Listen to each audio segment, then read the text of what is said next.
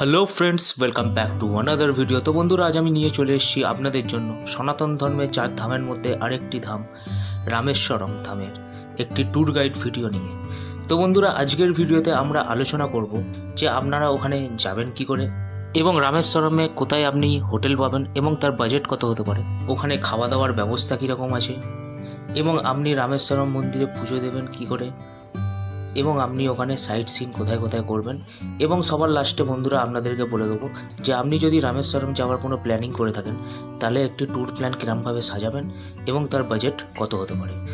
তো চলুন শুরু করা যাক আজকের ভিডিও শুরু করবার আগে বন্ধুরা আপনাদেরকে একটা কথা বলে দিই, যদি আপনারা আমার চ্যানেলের প্রথম এসে থাকেন তাহলে চ্যানেলটিকে ফটাফট সাবস্ক্রাইব করে নেবেন, কারণ আমি এইরকম টাইপের ইনফরমেটিভ ভিডিও নিয়ে আসি আমার এই চ্যানেলে। তো চলুন শুরু করা যাক আজকের ভিডিও।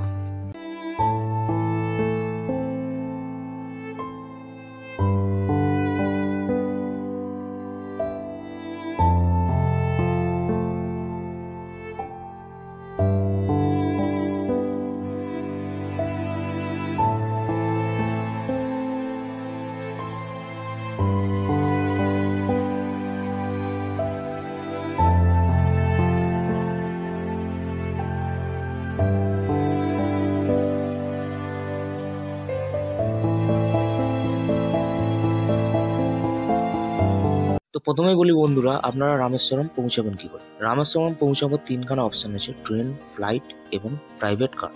তো আপনারা যদি ট্রেনে করে আসেন বন্ধুরা, তো সব থেকে নিয়ারেস্ট স্টেশন পড়বে রামেশ্বরম থেকে আপনারা হেঁটে আরামসে মন্দিরের সামনাসামনি চলে যেতে পারবেন।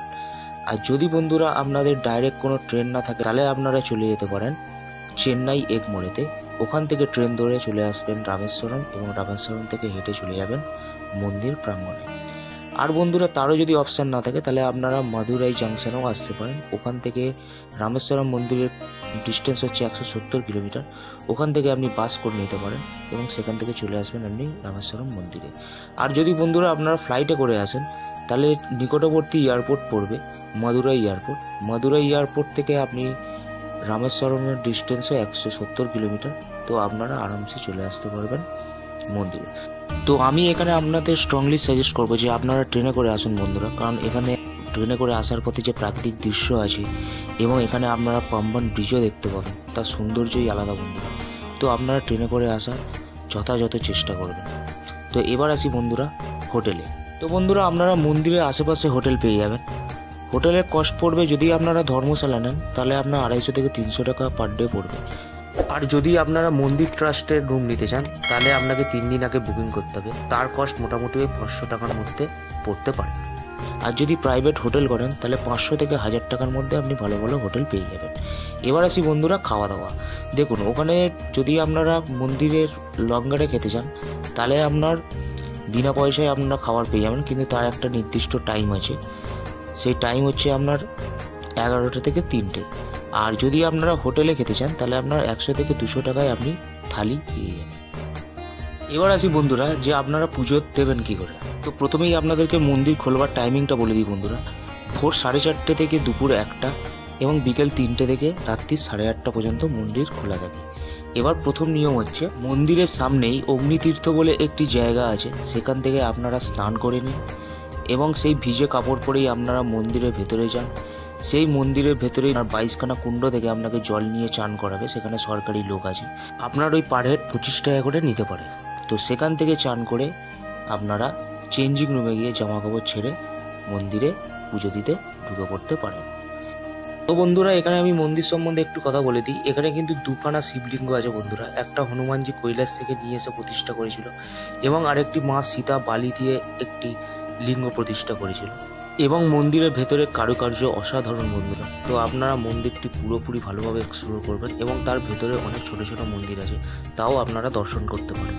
আর একটা কথা বন্ধুরা আপনাদেরকে বলে দিই, এই রামেশ্বরম জায়গায় কিন্তু প্রত্যেকটা জায়গার পেছনে একটা করে ইতিহাস আছে। তো আমি এখানে ইতিহাস বলতে পারছি না এই কারণেই, কারণ ভিডিওটি অনেক বড় হয়ে যাবে বন্ধুরা।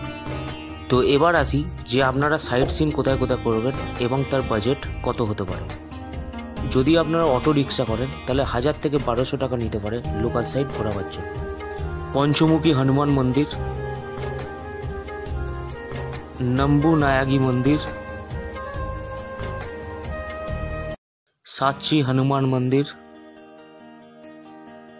স্যার আব্দুল কালামজির বাড়ি, স্যার কালাম মেমোরিয়াল। তারপরে আপনাকে নিয়ে যাবে ধনুষকোটি সিটিতে, এবং এখানেই বন্ধুরা আপনারা সিটির ভগ্নাবশেষ এবং রাম সেতু দেখতে পাবেন। এখানে একটা কথা বলে দিই বন্ধুরা, যদি ভিডিওটি আপনাদের ভালো লাগে তাহলে লাইক এবং সাবস্ক্রাইব করতে ভুলবেন না, কারণ আমি এই রকম টাইপেরই ইনফরমেটিভ ভিডিও নিয়ে আসি আপনাদের জন্য। আর বন্ধুদের সাথে অবশ্যই শেয়ার করবেন। এই রাম সেতুর ইতিহাস তো আর আপনাদেরকে আলাদা করে বলবার কোনো দরকার নেই বন্ধুরা, তো আমি এখানে কোনো আলোচনাতেও যাচ্ছি না।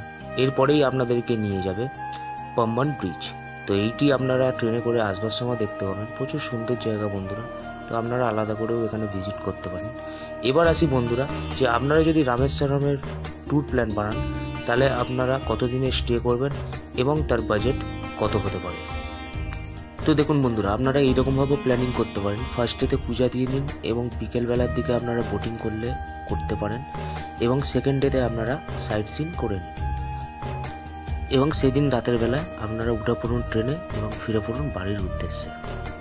এবার চয়েস আপনাদের উপর। তো এবার আসি বাজেটে। তো দেখুন বন্ধুরা, আপনারা যদি রামেশ্বরের একটি ট্যুর প্ল্যান করেন মোটামুটি 2700 থেকে 3000 টাকা পার হেড পড়তে পারে। তো আপনারা এবার আপনাদের হিসাব মতো একটি বাজেট এবং ট্যুর প্ল্যান বানিয়ে নেবেন। তো আজকের ভিডিওটি কেমন লাগলো কমেন্ট সেকশনে অবশ্যই জানাবেন বন্ধুরা। তো আর আপনাদের যদি ভিডিওটি ভালো লাগে তাহলে লাইক শেয়ার কমেন্টস করতে ভুলবেন না, এবং সাবস্ক্রাইব তো অবশ্যই করবেন। তো আজকের মতো এইটুখানি। Take care and good bye. দেখা হচ্ছে পরের ভিডিওতে।